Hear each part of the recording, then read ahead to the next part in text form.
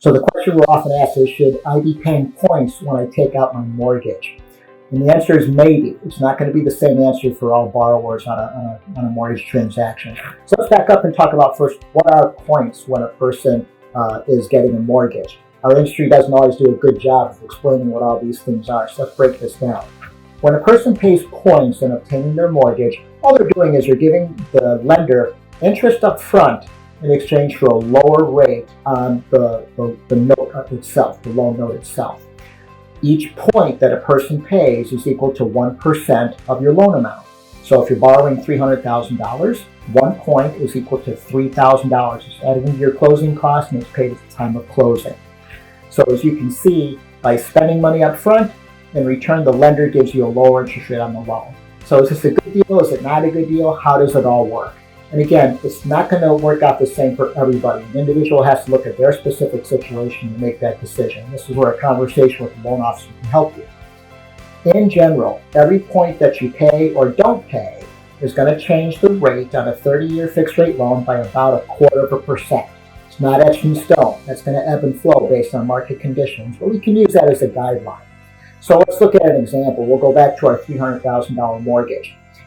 If somebody chooses to get a $300,000 mortgage, and let's say they don't want to, what is the rate if I don't pay any points at all?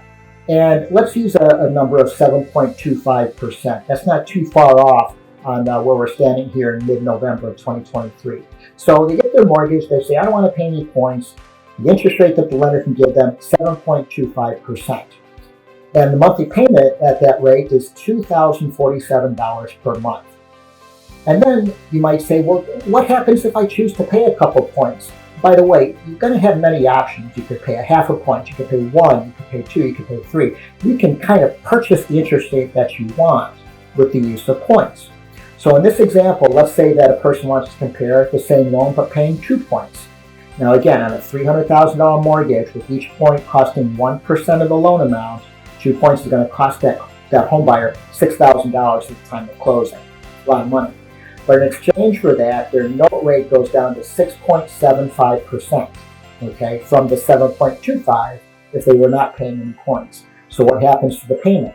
Well, at 6.75%, the monthly payment goes down to $1,946 per month, or a reduction of about $101 per month compared to the 7.25 rate where they were not paying any points.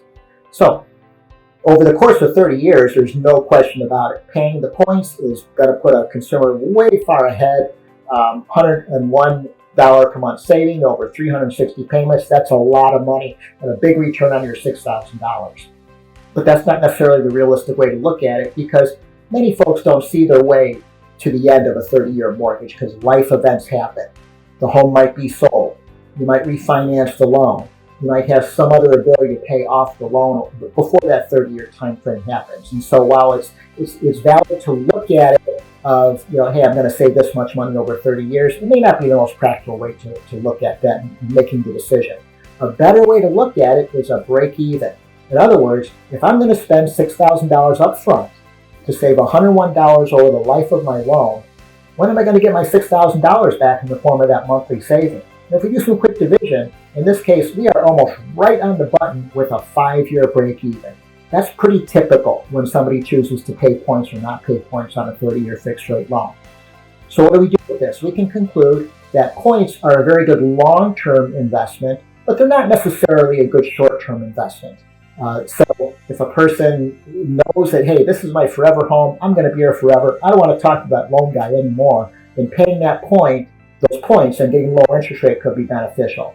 But it also comes down to, in this case, $6,000, that's a lot of money. Is this the best use of that consumer's money at the time? Maybe it is, maybe it isn't. We look at their liquidity, we talk about things that they want to do to the home, and how is that monthly savings going to impact them. So at a minimum, you determine what is my break even, and is this the best use of my money in paying those points to buy down that mortgage rate. I hope you found this information helpful. If you did, please subscribe to this channel. It's going to be very helpful to me. And remember, getting a mortgage doesn't have to be hard.